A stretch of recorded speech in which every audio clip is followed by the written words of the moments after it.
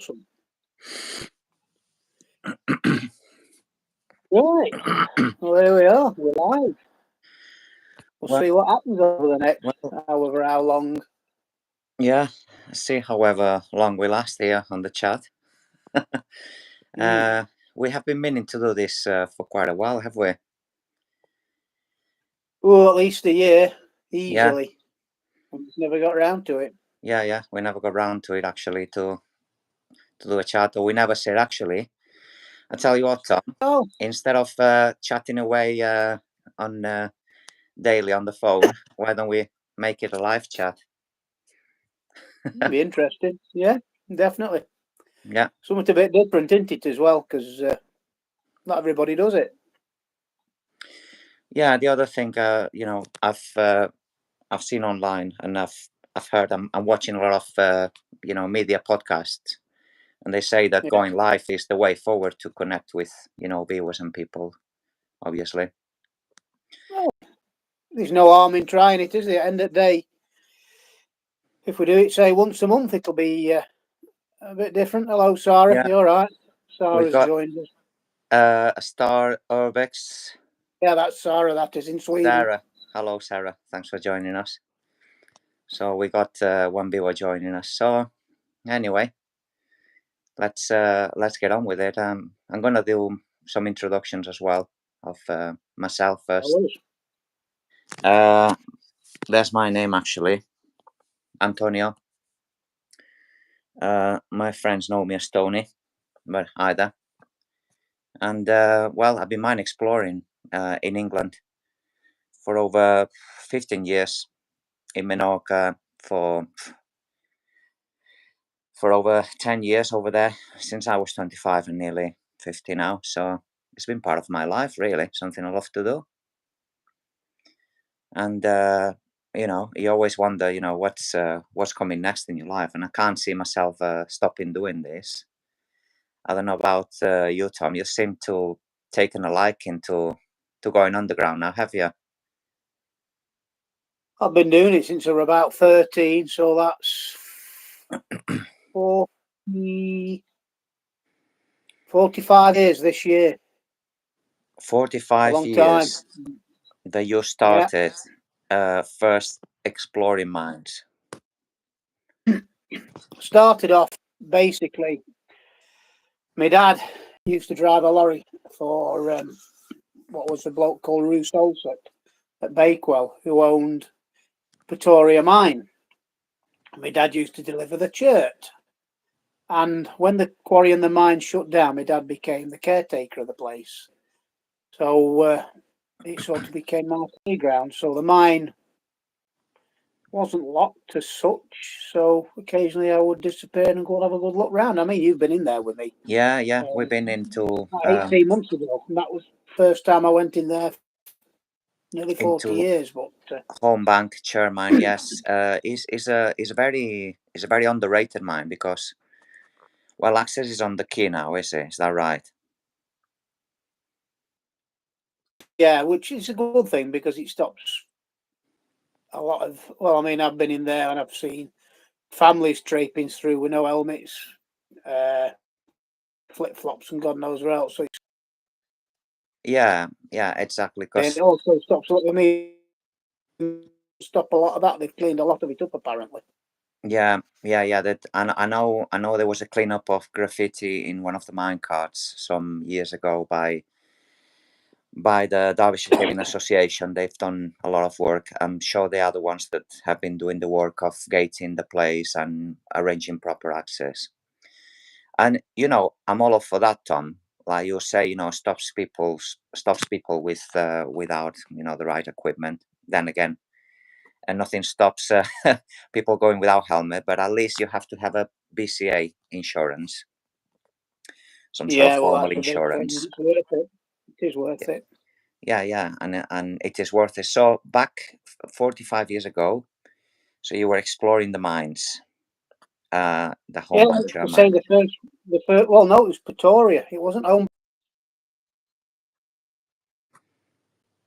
About 1980. I joined Puddham's when I was about 14 and used to go up to Magpie a lot. I used to walk up most weekends, and we sort of got in with friend with the guys up there, and they suggested Home Bank. I got friendly with the guy who then it was the what the hell did John do? He was a blacksmith, a lad called John Wilmot, who was about 18, and they decided to open the mine up as a show mine. So we started off by sort of digging the bottom entrance out, which is where you're going now, through the gates, and setting the rings and tidying the place up, building little bits and bobs, tourists, and that was about 1980, 81. So about 1981, you started digging away at the entrance to open Home Bank as a chairman. We have John on the chat. Hi, John.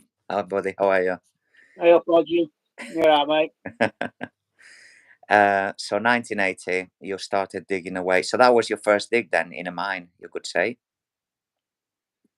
I suppose so, yeah. To open it up as a tourist, and I used to take groups in as well, and I used to also sneak in, and the little climb, the hidey climb that you can sort of crawl over. Yeah.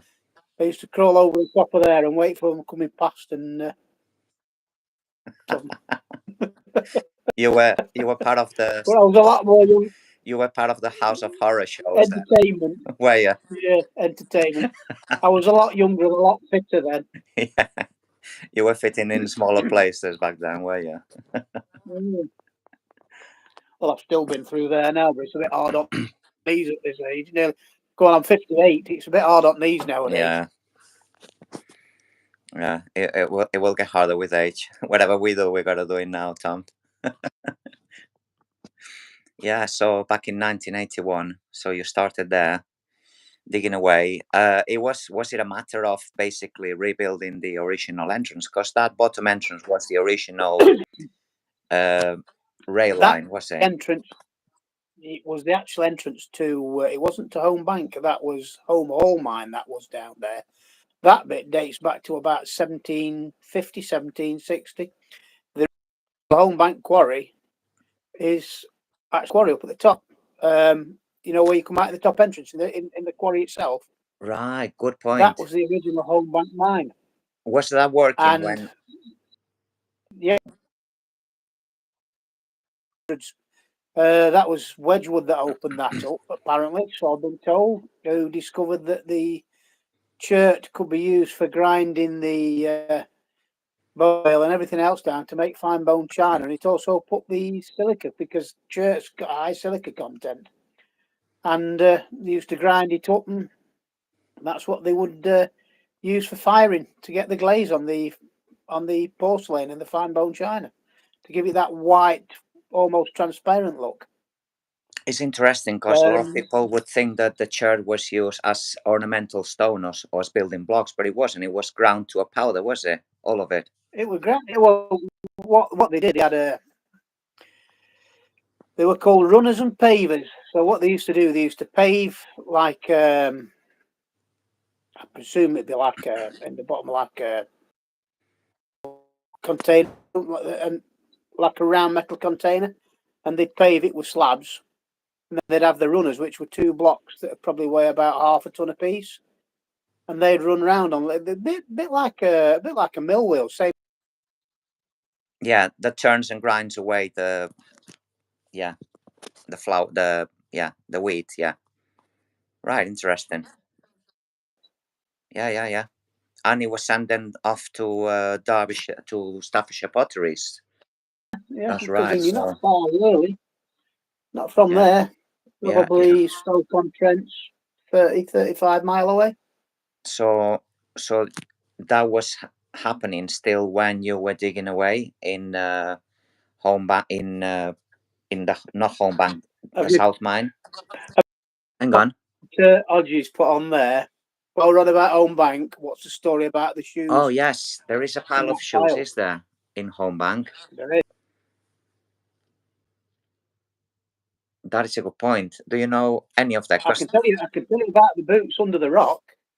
Right. Yes, there's a pair of boots under the rock. Then Paraboots. They resemble some guy that's been crushed because they're kind of stuck in. They're kind of wedged in sort of poking out like someone's been crushed under the weight of the collapsing rocks. What's with them? Oh, Josh, Actually, I positioned them horribly. just a moment. Josh is joining us. Josh Maxwell. Hello, buddy. Welcome to the chat. Hey up, Josh. Yeah, Josh. Ex coal miner, as he told me. So, yeah. So, we are chatting away about home bank churn mines and Tom's involvement in the place. He was digging out and exploring from when he was a child. So yes, you then Paraboots that are stuck there. What's with them? We lost Tom for now. Oh, he's back. Modern technology keeps dropping in and out. Yeah. How many bars have you got? I've got 3 bars. Well, I've got full bars. Full bars. So we'll be all right. So them Paraboots that are found there in Homebank Churn Mine, because I've seen them every time I go in there, and it resembles that someone's been crushed under the weight of collapsing rocks. And I even look beyond the bush and see if there's anyone there. So what's the story with them, Tom? The boots, a pair of German Paraboots, which I owned back in the 1980s, and I left them there, forgot about them, and rediscovered them again about 2 or 3 years ago, and I placed them under that rock to make it look like somebody had been squashed. Yeah. But I think John's actually on about the other shoes. He's on about another pile of shoes that date back from the 60s, from the period of the mine, or soon after the closure of the mine. I think the piles of shoes, if you look at the style of them, 1940s, 1950s, why they're there, I don't know. I reckon somebody just taken a pile of rubbish and said, right, we'll dump it there. Because, I mean, there's ladies' shoes, there's gents' shoes, and there's even kids' shoes. Yeah. It's quite bizarre. And in fact, Sarah, when we go on Sunday, I will try and find them, because the place is like a maze, and you don't always find them every time. I've got an idea where they are, but 20 or 30 pairs of shoes, Antonio? Yeah. 20, 30 pairs of them all piled up and on one same spot, and dating back, like you say, from the 40s to 50s. And they were not miners' shoes, because they wouldn't use that kind of shoes. They're like normal day wear shoes, were they? Yeah. I think you're right, Tom. A lot of the times the mines that were used as dumps, and people or workers go, or when the mine closed, they go in there and just dumped everything out. Okay. Try again. We're there. So I don't know if that's me or I don't know who that is. It keeps dropping out. It could be the weather, actually. Could be the weather, but yeah, it's flowing. So back on your first experience, obviously, home bank exploring, digging the original entrance. For those that haven't watched home bank churn mine in mine and Tom's channel, just look out for churn mines of Derbyshire, and you'll see several videos that go back from last year. 5. Yeah, so you have to look back on the video catalog. There's various series, and they're fascinating places, are they? A lot of tunnels, a lot of flooded sections.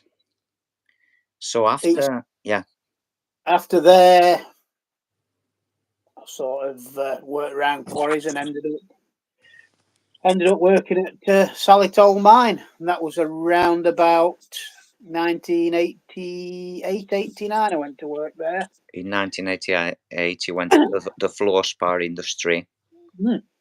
Yeah. I mean, I'd been driving lorries for a couple of years. What made you start? What made you start wanting to work as a miner back in 1988, 89?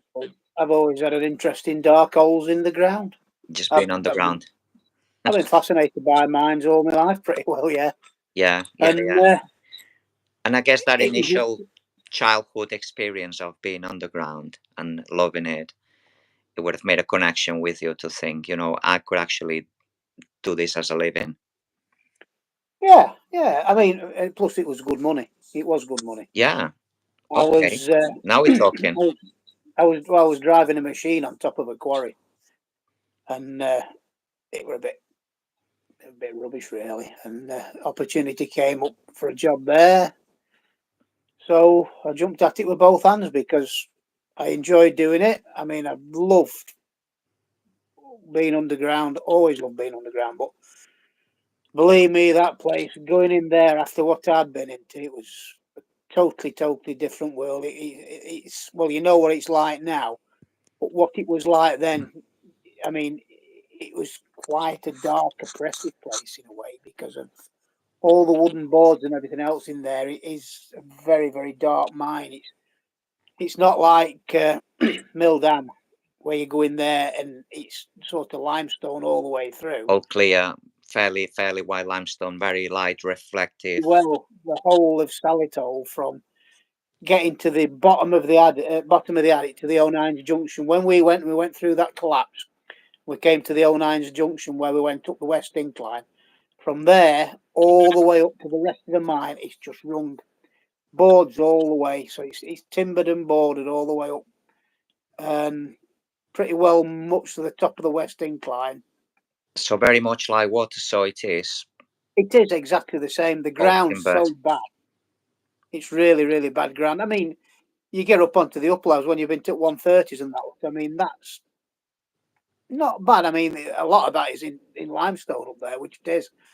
But getting up there, there's a lot of toadstone and just really bad ground, and that's mainly why it was like. You I know, just read what I just put on there. Haji, what is the saying? How many rings did you take down? Actually, Tom, 2. Thank two you. rings. 2. Apparently, somebody said 10, but it wasn't. It were 2. They might have had to put 10 back. As in, take down, as in knock them down, basically. Yeah, basically, with a dumper. Oh, come on, tell us the story. We like a bit of underground drama. Well, we're on afternoons, and we've been working up on F drive, which was E drive, which was off F drive, which was the connection to Watersaw. And I'm coming out with a ducks dumper. Now these ducks dumper, they'd only had them a couple of months, and they were a lot bigger than the Morton tractors that we had. A hell of a lot bigger, a lot wider. And we were coming out, and I think I'd actually got my brother-in-law at the side of me. I didn't realise it till I was talking to him at Christmas. So my brother-in-law, Colin Furness, was sat in the passenger seat when we were coming out. And the whole of the mine is slabbed with those big 8x8 slabs. And they used to bed them on gravel. But the amount of water running through that mine, it used to make them rock. And end at shift, coming out with last load, I hit one of these slabs and it rocked. It rocked not in a nice way. I ended up catching a couple of rings with a skip on the body, come to a dead stop, and all I could hear was bang, bang, bang, bang, bang, as the roof was coming in on us, and it actually buried the dumper. Luckily, we got a good steel roof on. There were boards, there were lumps of stone, there were lumps of toady, and God knows that we actually buried the dumper, and we just sat there. And no! Shite. It was a bit scary. Oh my God! Says John, who spoke to Rob, who must have been working with you then, that it sounded like 10 rings, not 2. No, it wasn't. It wasn't 10. It was 2. I know it shut the mine. It shut the mine for 2 days because it literally blocked the roadway, and they were coming out with a man rider behind me, and we were on the west incline, but we were past where that collapses now at a place called the Graben. And it happened around about there, and the man rider were following us out. So we all ended up walking out the mine. And yes, Rob was, he wasn't the shift boss, he was a number 1 miner then. And, well, It was a long walk out, and I honestly, it frightened the life out of me. I thought we were dead. Josh, I honestly thought we were dead. you thought you're gonna get so it went all over you. How did you crawl out of that? Because it must have been one of them zombie scenes when zombies crawl out of the ground and gasp for No, air. it wasn't. It was buried, but it wasn't that. It was buried enough to not get anything past it. And when you looked up where the boards and everything else would come out at roof, there must have been a good 20 foot up to stone above. So you can imagine how much board and God knows where else had come out. Wow! So you left a 20 foot gap. So that's kind of a good section of the scene, basically. Oh yeah, came it's down. gone. It's gone. So And they had to show the roadway. They had to show the roadway. They shut the mine for 2 days while they repaired 2 days to repair it. Josh, actually, we're going to say hi to Simon Wilson, who's there on the chat. Thanks for joining us, Simon. And is one of my dear channel members, along with Josh as well, which I very much appreciate the contribution to the channel. And Josh is actually asking if you had to take your driving test again after that. No, but Josh, I drive a 32-ton tipper now, and I've driven 44-ton Arctic since. But no, I didn't. But it was. I nearly lost my job. They wanted to know what happened. I honestly thought they were going to get the sack, but after I explained what happened, they could see what happened anyway. So I kept my job. Well, but, yeah. Like you say, it was the ground that was rocking, was it? One of them big concrete slabs, the rocks. The dumpers, it's not something that you did that was wrong in a sense. No. The dumpers were far too big for that mine. I mean, they were a big dumper then. They were 15. I think they were a 15-ton dumper then. Mm-hmm. They carry 15 ton, and you've literally got what 4 inches either side of it as you were going through, and the top of the skip was about level with the arch of the ring, so you can see how big they were compared to old Morton's, which were like a Matty Ferguson tractor with no front wheels and a skip behind it, which carried about 7 or 8 ton. There was a hell of a big difference. But yeah, it was. Yeah, I kept my job, and nobody was hurt. But yeah, it was a bit scary to say the least. So Josh is asking where the slabs used to stop the wheels making trenches. Basically, yeah, and also to give you a bit of traction, I suppose, because the ground in there, it wasn't solid limestone, so it just give you a decent roadway more than anything. Yeah, and the whole mine was slabbed from one end to the other. It was it must have been quite a feat to do it while they were driving. I know when we were driving headings, we used to put slabs in at back, so you got your your heading going down. They didn't slab the slits, but they slabbed the roadways. Yet when we went to Milldam, there's none of that now. It's just rough tracks because it's hard. Oh, I suppose it's harder stone. Because it's sat on you're driving on hard stone. That's it. So you don't have that sort of problem. Well. Yeah. When you were driving on broken ground, like it is. Solihull. We have the Solihull series of videos. Sorry, Tom, that have been just released in my channel, and Tom's got several ones that. Well, we got some together that we explored back in November. August. Yeah, the Downers. Yeah, back in Well, August. we went twice. We went August and we went in September because we went through the collapse, didn't we? Yeah. And talked you into that. You talked me on. Josh says, thanks, Tom. That makes sense. So that's clarified the question.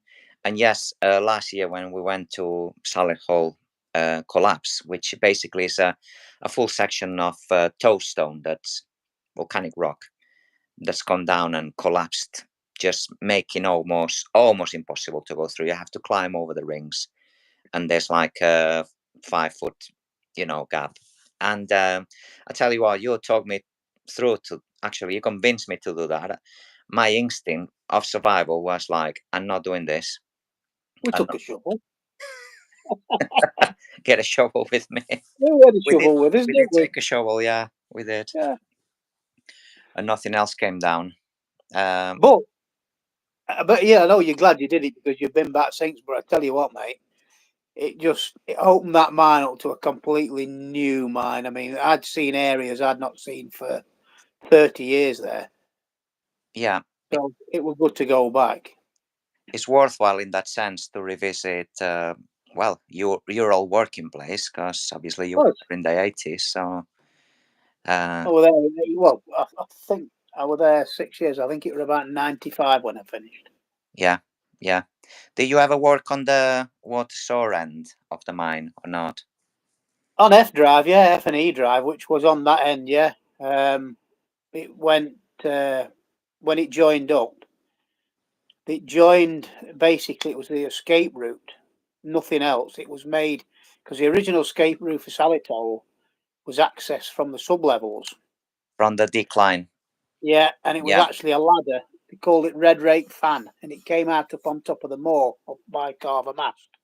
that's right. Yeah, And I think it's got.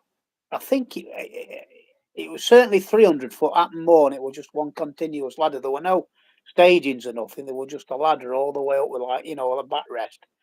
And you used to have to do that once a year to basically so you knew where you were going. So what they did, they decided when they joined both mines, because Water Tour had probably been shut probably 8 or 9 years then.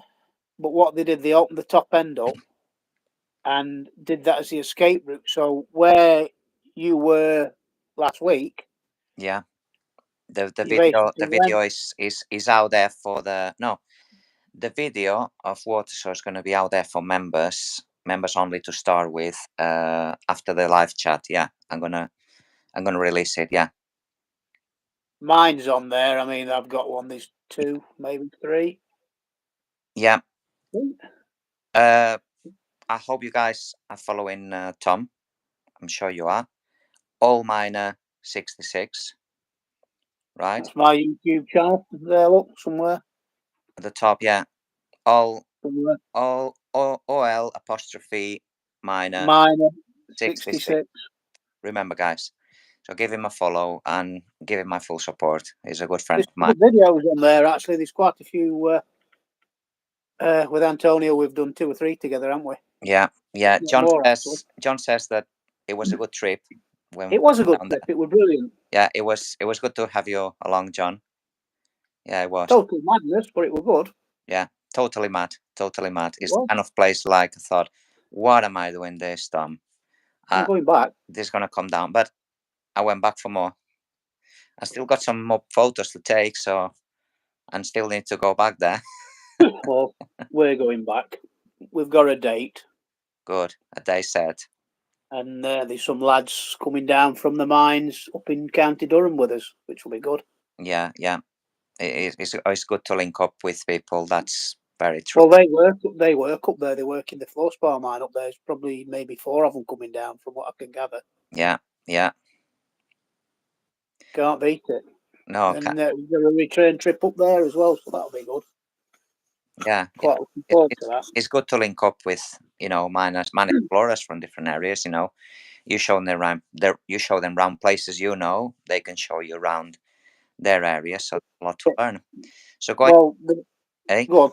going back Go on, carry on. going back on your working days, because obviously you told us about the dumper incident, and what would be like your typical role or shift day then? Well, when we started there were both me and me now brother-in-law.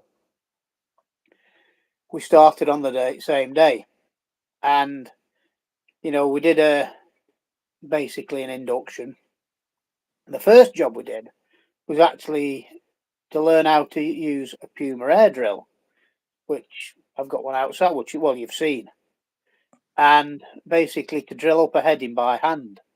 And you had, I don't know, 2 or 3 weeks of doing that and setting rings. So basically, general general mining. And then we went on to the dumpers. So the first dumpers, they got the Mortons, but they also had tractors and trailers, which were basically just looked like a farm tractor and a dump trailer behind it, which were interesting to say the least, because backing one of those inside of mine, you had to be very careful not to touch any of the walls or anything else, because you'd bring it all down in your head, which, yeah, I found out. Of course, because it's articulated, is it? And Well, they were, yeah, but they were. I mean, the Mortons, the blue Mortons, stayed in the middle, so they pivoted, so they weren't so bad. But the tractor and trailer obviously was that little bit longer, and you had to back in an Arctic or something like that. To make it to go left, you'd turn the steering to the right, and vice versa. To make it go right, you'd turn the steering to the oh left God, and bend it in. And we had one guy work with us; he could never get the hang of it. But these were manual gearboxes, so coming out, you know yourself from in there, it's quite steep coming out. So you get to the top of a decline, and you'd select low box, and you select second gear, and you just let it go down on its own. It used to take you probably half an hour to get from one end of mine to other because they were slow. They were slow. And we did dumpering for a while, and then I got the chance to go on the rigs. So I ended up being a long hole driller. long hole driller. I started off as a number 2. So basically, I put the steels on while somebody drilled, but learnt it and ended up being the number 1 on it. So I could go drill and drill a heading up. So what we basically did with that is we drilled, well, how the mine worked, the roadways were driven in the stone. So you drove in the stone, and the ore, they drove slits off the roadway, through the stone, through the ore, until they hit the back wall, which was stone again. Yeah, roadway always parallel to the slits. Yeah, that's where you have the ore. Yeah. The older mines weren't. They were drilled in the ore, which was quite dangerous because they had a lot of collapses and things like that. A lot of men killed like that. That's called. Is that called stoping? Stoping. That's called stoping. Yeah. When they drive directly, instead of Through parallel to the vein, they drive directly into the mineral vein. Yeah, that's very dangerous, like you say, Yeah, because well, a stuff lot can of come lady wash down. mine. A lot of lady wash mine would drill like that. That's why they had quite a few people killed there. Yeah, so in Lady Wash they were stoping. So Lady Solid Wash gold is predates different. Mildam. Yeah. Yeah, God, yeah. I've seen photos of Lady Wash and Glebe as far back as the 1940s. So Wow. Yeah. Possibly before that. But anyway, Salitol was basically, you drove through, when you hit the back wall, you then went in with the rig, and you took the rings out, because obviously you had to ring everything because the ground was that bad. You'd take the rings out, or you take the boards out the top of the rings, and then you start and drill up, and you drill up in a fan, and you might drill 100, 120 feet sometimes. 120 foot in the Oh stone. yeah, Oh my in God. the stone. And that's why it's called. Sorry, Tom. Is that why they call it long holing?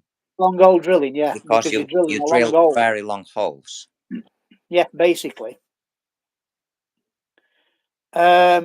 You drilled it up, and each steel were about 4 foot long. So you can imagine having 120 foot of steels on. You got a lot of steels on. Yeah, And and I've seen them. I mean, you've seen them directly being used. I've only seen them on the ground, where like 6 foot pieces, drill pieces that they screw on together. they And were, yeah, well, they weren't even as long as that. You've seen that Boart rig that I use, because that were up at Mill's the house. Bollard rig, yes. And when we set up the chat on laptop, which we'll get to it eventually, we can share pictures and videos, which will be interesting. Right, just a shout out to my best friend, mining friend Stephen Daggers. He's just got home and he's following the chat. Another shout out to the new. Oh, Shamu. yes, he's subscribed to your channel. Yeah, he's just subscribed to your channel, Brilliant, thank Tom. you. So thanks for that. And another shout out to John, who's asking about the videos that when we did the exploration of Black Engine in Mildam, we found some old man workings. I am gonna get round to release them. I just been sidetracked with the latest videos, so they will come up eventually. So stay tuned to those. So yeah, Tom, you were talking about your drill rig. The what was it called? A ballard, A Boart. a Boart. Boart. Okay, and we actually seen it. We actually got it on video, on one of your videos, on one of my videos called "The Last FLUORSPAR Miners," which is a Yeah, series that we did back in October, and it shows in detail your drill rig, your old drill rig. Is that the one that you were using in Salek Hall? very possibly. If it wasn't, that's the one I used in Mildam. It's exactly. They both ended up there. One ran on electric, which I presume was that one, which ended up at Mildam. The one at Solihull drilled on diesel, but it wasn't hooked up to electric, not straight away anyway. And anyway, so I was explaining what they'd do. You'd drill up, and you'd keep stepping back, but you'd work it in a fan as well. So you'd like go from maybe 30 degrees over to top dead center and back the other way, and you keep working back, and you might do 2 rings worth, so you might do 8 to 9 feet, depending how wide the body of ore was. Then what you'd do, you'd go in and you'd charge it. So we used to have a tower scaffolding and a length of alkathene pipe, like water pipe, and an air breach. And what you did, you shoved the pipe up the hole and you fired pills of gel up through the air breach, and they'd all squashed together. And you might have, you could have a good ton of powder up them holes at one time. A ton And then in one blast, basically.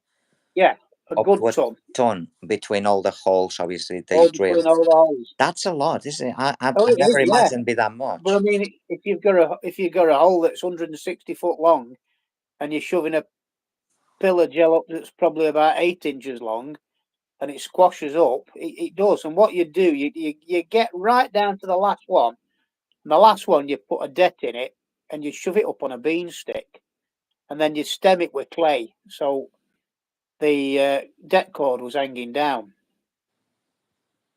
And you do that for every hole, and then you'd wire it to a central det, which would have, I think it was a 0 on it, which was a 0-second delay.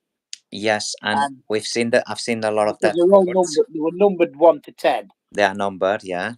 And that's what's the numbering for? That's a second's delay. So 0, that was it. There were no delay.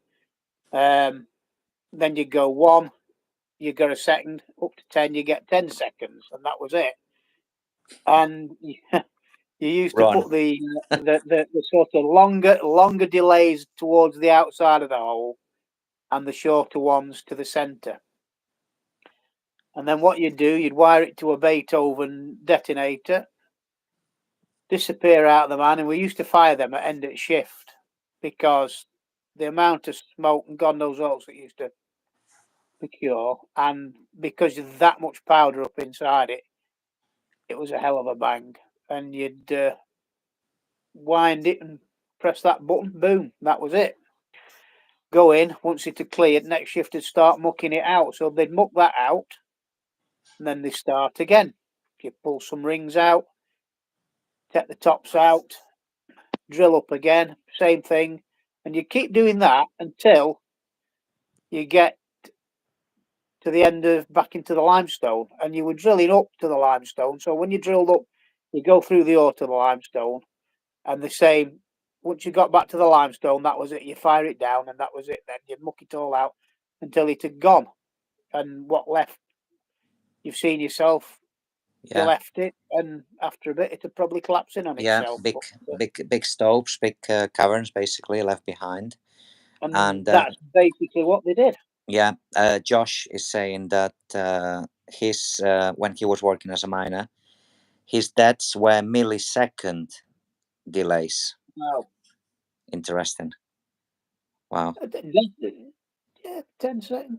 Yeah, I think they were second. They might have been milliseconds. I might be slightly wrong, but Milliseconds. I always thought they were second. Milliseconds, nothing. Milliseconds is nothing, is it? No, because I think they were seconds. I'm pretty certain they were seconds. Yeah, yeah. Because you'd get that boom, boom, boom, boom, boom, if you know what I mean. Yeah. I have been actually. I went down on a trip actually with daggers, run by daggers, down a fold Gibson mine. And actually, if you guys follow his channel, his Viking exploration, it does show on the intro the explosion on one of the headings in Fall Gibson mine. I remember being like a mini earthquake, and I was kind of expecting the place to collapse. It shakes that much. I'm sure you must have got used to it eventually, and trusted it in a sense. First time used to make you jump. Well, it always made you jump, but yeah. Even when you know it's gonna go, you just jump. Yeah. So yeah, when it goes But bang. we used to have a Daihatsu Jeep, and we were working at the back of the charging station in the adit, and we were doing some long holding down there. We had two rigs. We had the Boart and the Shandrig. Now the Shandrig run on compressed air. It was a right old thing on tracks. I don't know if I've shown you pictures of that. I've got some pictures of that somewhere.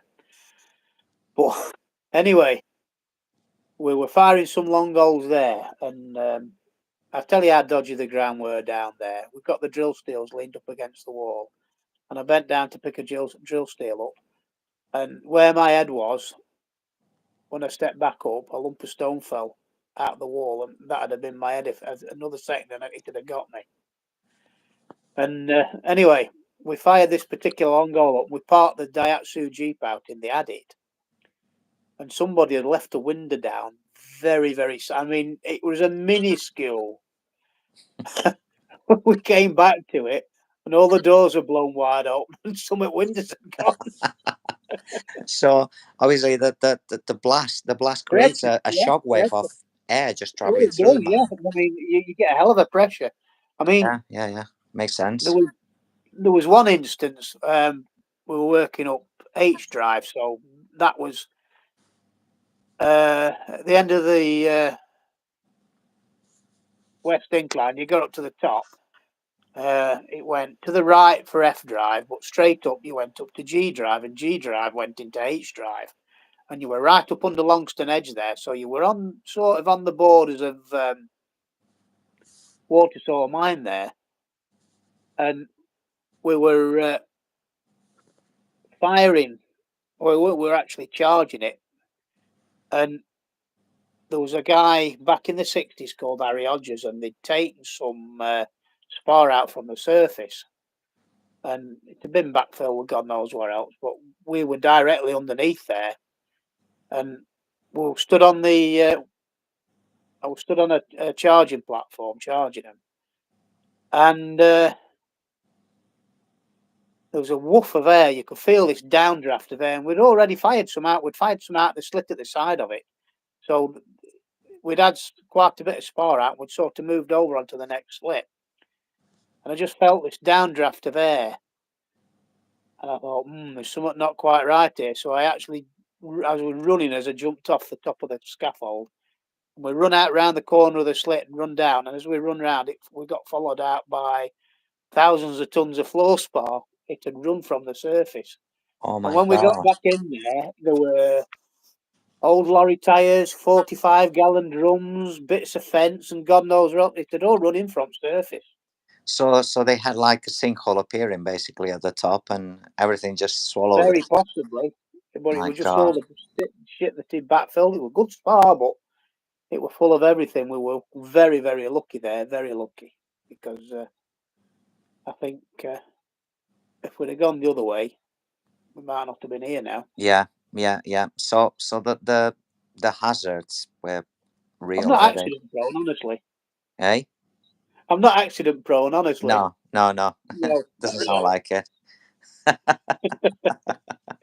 I'm not Jonah, but yeah, he's it's a dangerous job. It is a dangerous job. Yeah, and that's why it was well paid. I guess there was the danger money for the. Well, I mean, I'm going back 30 odd years, and compared to a normal job, we were coming out with probably £300 a week back then, which 30 years ago were a lot of money, hell of a lot of money. So back in the 80s, £300. That would have been a lot, because the cost of living would have been a quarter of what it is now, is it? And It was a well paid job. It was a really well paid job. yeah, and And, and that obviously drew a lot of people to do the occupation, and just well, not many as you think, but a few people. A few people. I mean, these lads I know that went to work there, they didn't like it, they left, but it was not for everybody. no. You either like it or you don't like it. And I loved it. I mean, I did. The only thing that I didn't used to like working nights. Why? Well, you know this one because I've told you about this. Strange occurrences. Seen a few things. I have seen a few things that I can't explain down there, and I never will be able to explain. Silly little things Just that. just just just 1 second, Tom. We're gonna get back to your story, because I'm getting interested in what you're about to say.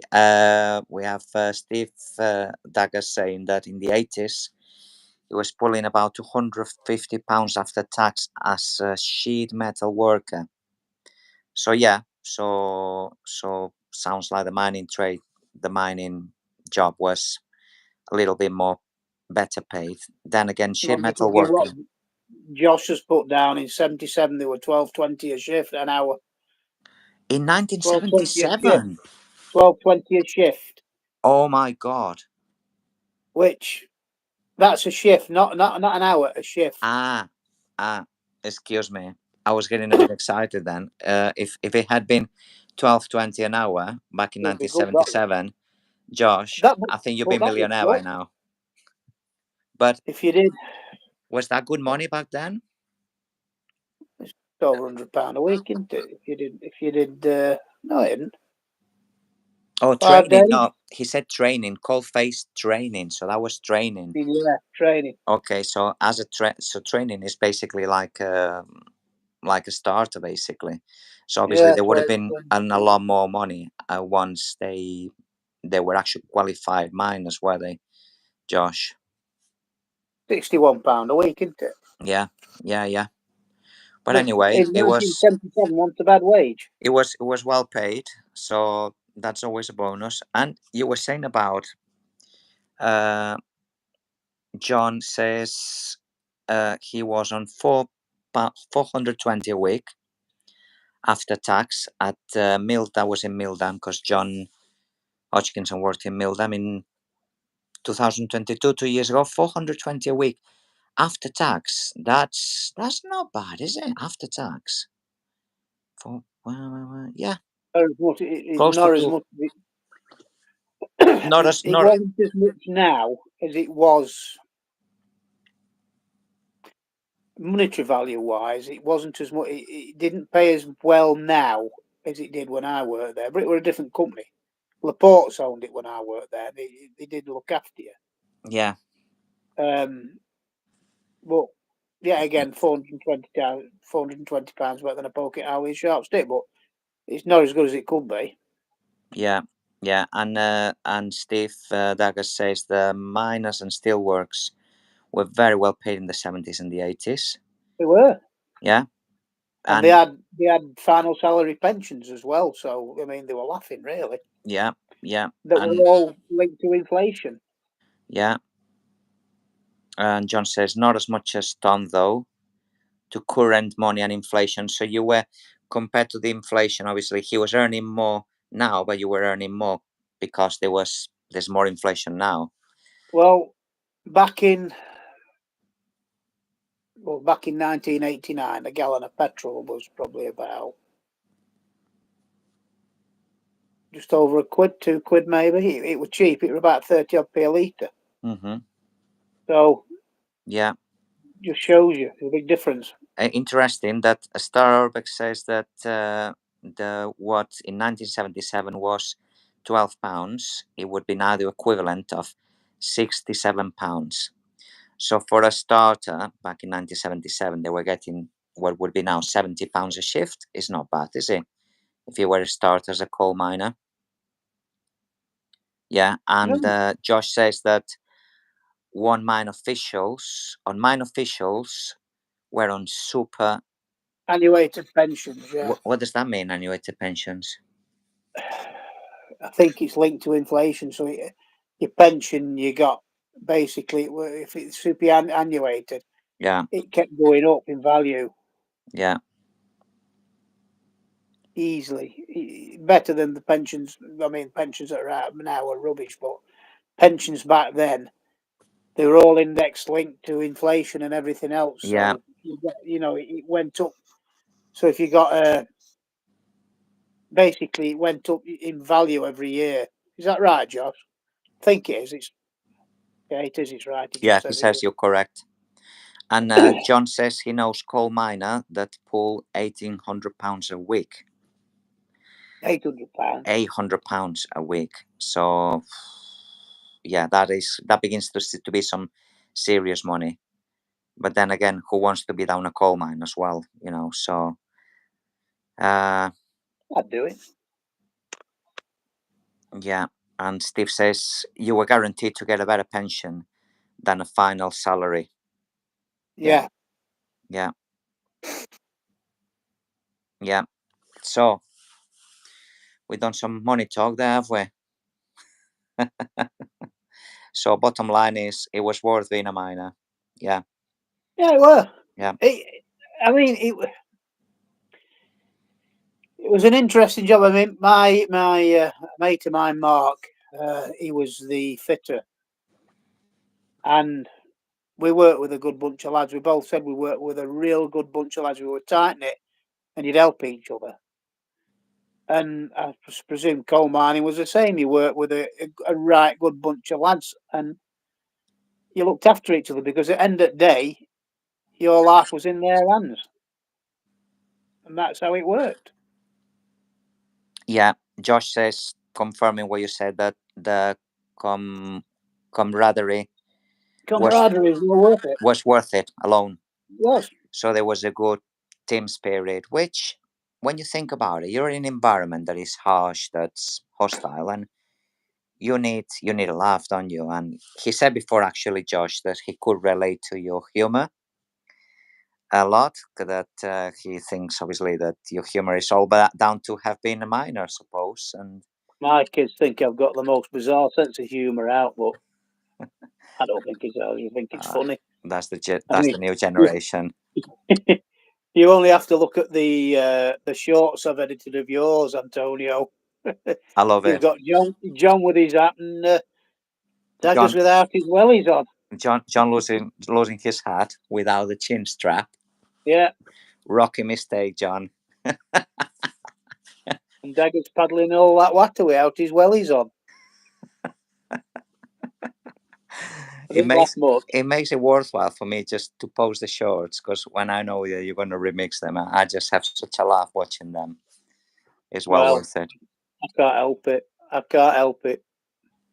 Yeah, yeah, and just Daggers. Very Is true, actually, Daggers. Very, very true. Yeah, that's right, Steve. We can relate. We have the same team sort of spirit, and because when you're on the ground, you rely on each other, don't you? Of course you do. In any situation, you really rely on your mates to potentially save your life. I mean, God. Yeah. Well, God forbid, but touch wood. You never know. On on Steve's defense about getting his feet wet in the water, he said that he had latex studded socks. Yeah, I was just wondering where his whip and his gimp mask were.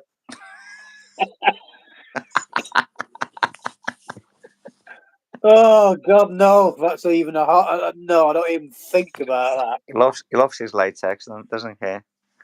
that.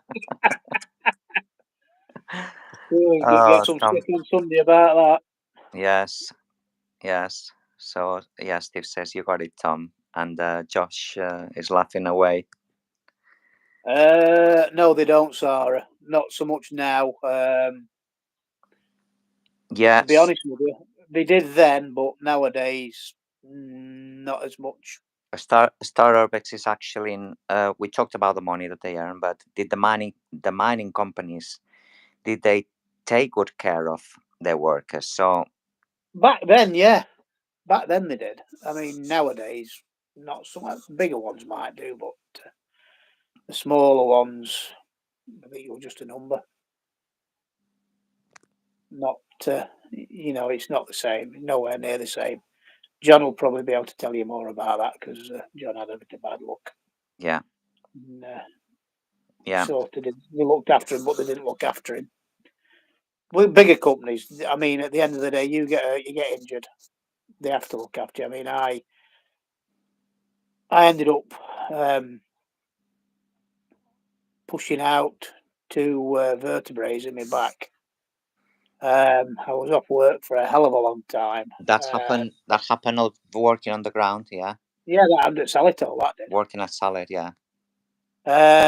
They didn't at one time. They didn't think I'd ever walk again because I'd got 25% movement in one leg and 15 in other. I was like a 90-year-old man trying to get about. Oh my God. Was that And over a period of wear and tear, or was that just one incident that? matter of an incident that was long old drilling, working with somebody that didn't sort of pull the weight enough. Basically, we were drilling, and he was number two in, and he'd let the steels drop out the chuck on the drill, and they'd gone past it. So I managed to get them in the clamp, but we have to lift them up to get them back onto the chuck. And we were both lifting them, and there must have been about 100 foot of steels out and a little bit more. They were heavy, and we sort of pushed them up, and he let go and left me with all the bloody weight. And Oh, back went. yeah, And yeah. he took us out on the back of a tractor, which, yeah, it was interesting. Let's put it this way, because I God. felt every bump. Didn't go to the toilet for 36 hours, and next thing I knew, I was in Kalo Hospital for 2 weeks. Yeah. So in hospital, obviously, you had to be off work for how long? Or off. Well, it ended up I didn't go back because they finished because they called me in to see them, and basically I couldn't. I got a job to walk, and I'd been off about 5 or 6 months. And they basically said that we're going to have to let you go under health reasons. If I'd have gone in sort of swinging front chandeliers, not a problem. But I had a job. I couldn't walk, or very, very, No, very little movement no, to walk. no, no. Was that the definite time that you then stopped doing mining? Yeah, well, that was it. I didn't go down another mine until me and you went down.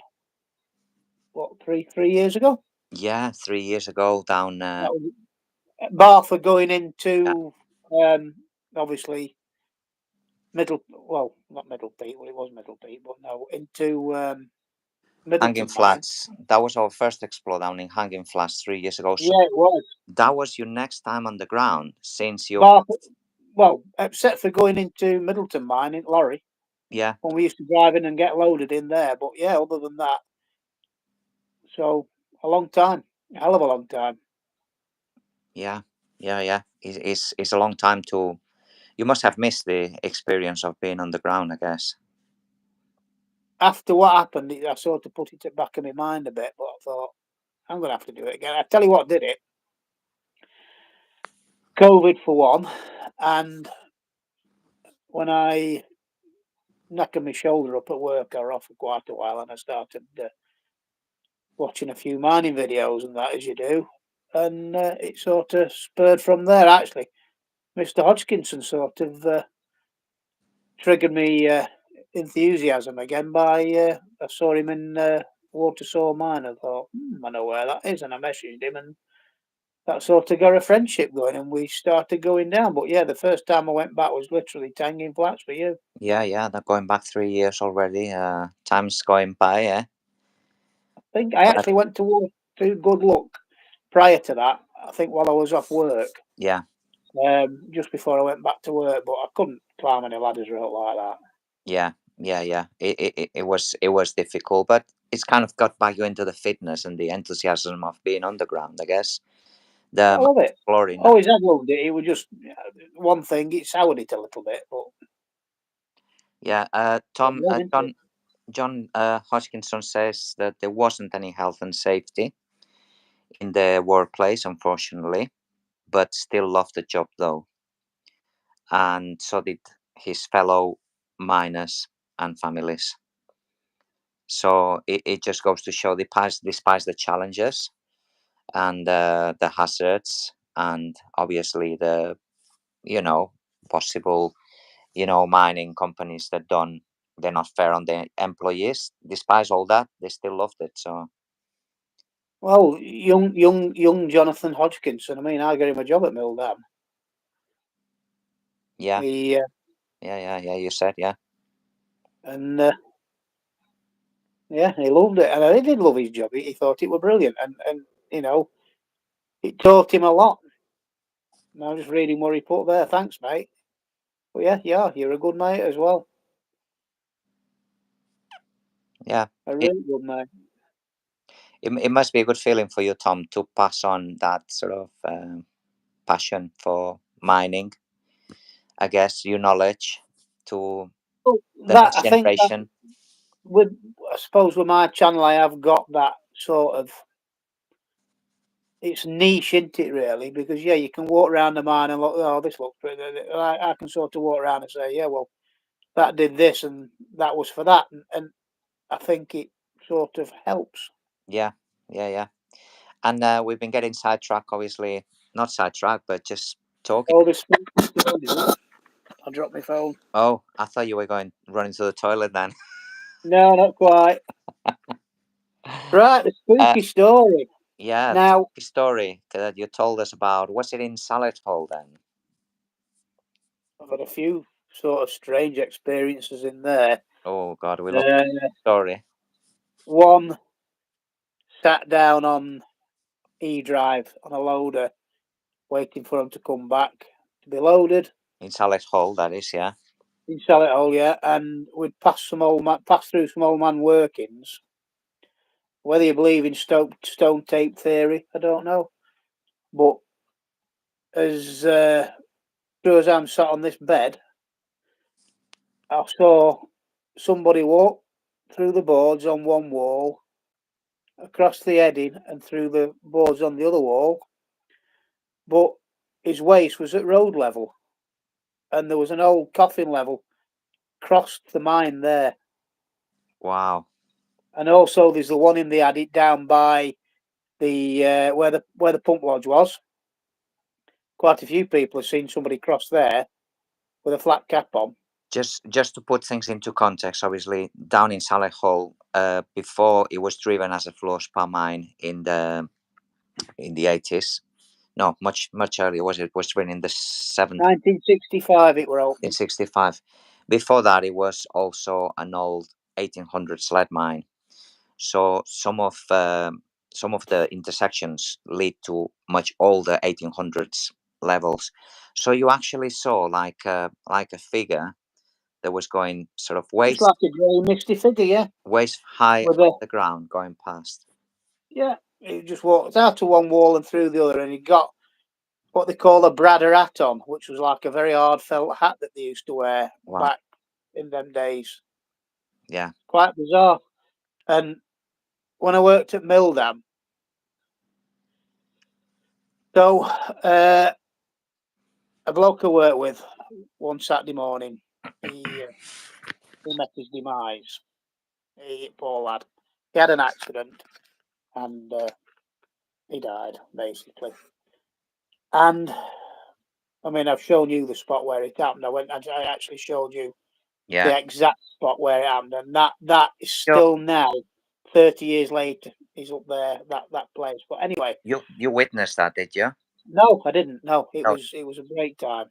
But But anyway, it happened. to cut a long story short, about a month later, they'd driven up round the corner on that bedding, and we were in a slit at the top of there, and we were doing some long hole drilling. It was Saturday morning, and I was working with this lad, and there was a figure walking up the drive towards us, a white figure. Well, we thought it was the shift boss, because shift bosses used to wear white overalls in them days. All right. One particular one, his name was Alan Swain. He's still about now, and he used to always carry his cap lamp in his hand, and we shine it about. And we thought it were him coming towards us because he was shift boss that day. And we sort of looked; it were coming towards us. Looked back to carry on with work. Looked again because it never got to us, which I thought was quite strange. So when we went out, we had a chat, and I said, "Did you come up?" No, he'd not been to see us. Wow. So Oh my God. it made hairs on the back of my head. I bet your head stood up. Yeah. But My God. last January, I got to go back there, which was the first time since about 95. That same spot where your friend. And Mine. a little bit higher up, but around that similar area. And Odgie were with us. We'd go out to pick up. But while we were in the pickup, we could hear, it just sounded like a vehicle coming towards us. And we got out, and we could still hear this. It sounded like a loader. So I headed off in the direction of where it was coming from, and I sort of topped the corner, and as I started to drop down towards that area where it happened, the engine noise sort of started to dissipate, but I saw a light, flash of light as well, and then it started to, and it had gone as quick as it was there. It had gone. Now I don't know what it was. I haven't got a clue. Wow. Wow. But I like to think it was my old mate coming to say hello. But it was really, really odd. It was really odd because all of us heard it, and it was so loud. It was a Sunday. There was nobody working there, and there were nobody else in the mine, only us. So who knows? Wow. So who couldn't be anyone else there? So it was something that you all witnessed, that you all saw. Wow, that's Who knows? quite an outstanding story that time, honestly. Uh, Who knows? and it kind of changes, I guess, seeing something like that changes your beliefs in what's beyond, the grave, kind of thing, and Well, you've heard things. I know you've heard things because you've told me. yeah, I have to say, I have been down many, many mines, and I know there are people that are more kind of in tune or sensitive to those sort of apparitions, entities, whatever you want to call it. I know. I don't think I'm particularly one of them, but I have been sometimes with other mine explorers that go past the shaft, and they're like, "Oh, someone fell down there." It's like, "How do you know?" Says, "Just felt it. I don't know." And it's like, "Oh my God, my hair stand up just to hear that." Who knows? Who knows? And I've heard sometimes in the 40 level in Sally Hall, you hear, it sounds like voices. It sounds like a conversation, like a whisper. You can't make out what is being said. But yeah, and I don't know. The interpretation, I think, of what that is, to me, is, it Who knows? I don't know, but it can feel it can feel different to different people. But to see I know. something like you have, I have to say, your level of sort of what you witness is on a different level, because yours was visual, mine was more sensory perception. Well, I know the guy who did the radon testing he started at Lady Wash in 1971. This is a friend who I still have contact with now. And he was on the level in Lady Wash where you went, where the climb shaft is, where it drops down to the 280 foot. From the 280 to the 160. The 160. And he used to have his dinner there because it was the only place in that mine where there was a light. Because there was a light, because there was a machine shaft opposite. The climb shaft was at the opposite the side, but there was a light there because of the winch and everything else. Yeah. And it was before the two mines connected, so basically it went to a dead end. And he was sat having his lunch one day with his mate, and they heard somebody running from the dead end of the mine towards them. Nobody passed them.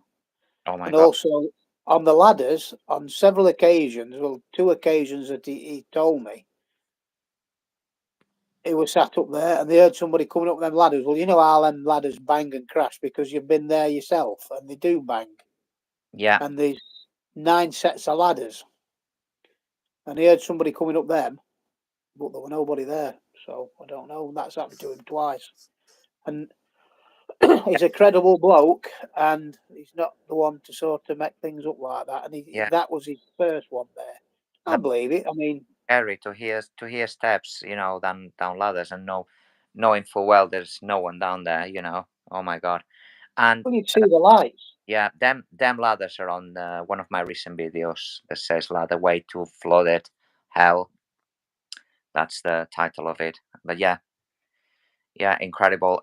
John says that he's worked on his own for hours in there, far away from anyone. He's never had any strange things happen, but his electrician George says he has seen and heard a man around him, but he was on his own. Yeah, no. Well, that story as well, he says. I know, because John's told me. Yeah, well, in fact, Jeff told us about that. And that was down that area, and they were pulling a cable. And they looked down the hole where they were pulling the cable. And as they were looking down the hole, he saw somebody walk past underneath, wearing. Do you know what an NCB donkey jacket is? Do you know what a donkey jacket is? Well, they used to give you a donkey jacket when they used to have yellow patches on the shoulders to stop the water soaking through. And George saw somebody walk past with a helmet on and a black donkey jacket with the orange patches on the shoulders. And he didn't dare tell anybody, because he did tell somebody and he got laughed at, but Yeah. who knows? It's like, what are you on about? But I do know God. a gentleman that lost his life in there used to wear a donkey jacket like that. But also in the Lady Wash end, there was at least 4, possibly 5 people killed in there. 4 or 5 people. Yeah. Yeah. In Solihull, there was definitely one that I know of, and that happened just before I went to work there. And that's something I don't know if I've ever told you about that. No. He was coming out from the sub levels, so he was coming up from sub 5, and what's this?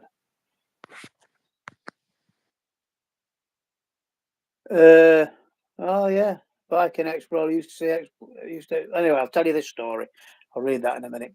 So this bloke was on one of the Morton tractors coming out, and they don't know whether he fell asleep or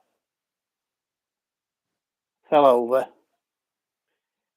or fell out of it. But anyway, basically, he ended up going underneath it, and it killed him. Oh my God. He got crushed totally to death. Yeah. About maybe 6 or 8 months before I went to work there. So there was several casualties during your working time, basically, down the mine. By the way, Tom, he is a miner, as some people are asking. And yes, Steve is on about Conrad. Yes, he he's the guy that I was on about, actually, Steve. Yeah.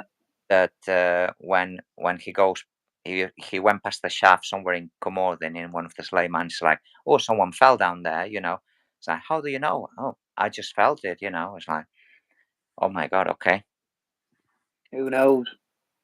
Who knows what's after we die? But obviously, there are experiences, ghost experiences, visions, things that you've seen are real to you. Do you think a limestone mine?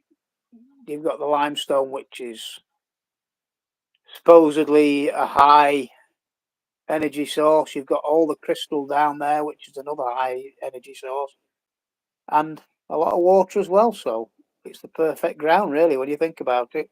Yeah. It's kind of it would be the perfect environment because there's a lot of layers of history, a lot of past miners that lost their lives down there. Some places like Saleh Hall, like you were saying before, which predates the modern mine by 200 years, 300 years, possibly more. I'm not sure what my idea of ghosts are. I used to be religious. Now I sit a bit on the border, but I do think that maybe there's like an energy that after we die that reverberates in time. Who knows? Who knows? Who knows? Hey, but it makes for good stories and conversation. It does. Yeah, it does. Well, Tom, my battery is just beginning to die. No worries, mate. We'll do this again, definitely. I think I think we're going to leave it now because I felt there's been some really good stories, some really good comments from everyone, and please, if you haven't subscribed to Tom's channel, All Miner 66, please do. He's got some great content, and most important, he used to be a miner and he's a mine explorer now. And we're gonna get more onto the mine exploring side of things as well on the next chapter. Obviously, Time we do it, definitely. We're gonna have to do this once a month, I think. yeah, Definitely. yeah. We'll try to aim once a month kind of chat. Thursday's a good night for me. A Thursday could be a good night. So we're gonna advertise it obviously on social channel, on Tom's Instagram, on mine Instagram, Facebook. So it's gonna be out there. Steve says thanks to see.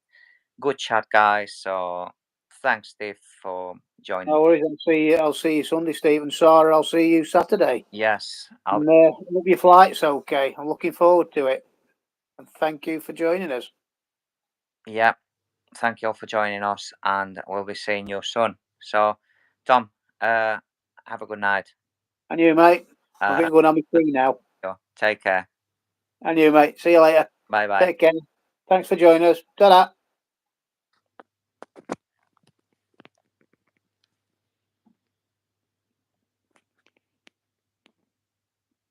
I don't even know how you come out of this now, I'm going to press a little cross at the top and see what happens, mate. See what happens, yeah. All right, see you later. End stream. Got it. Good night, everyone. Thank you, guys. See you. Bye. Thank you for joining us. Bye-bye.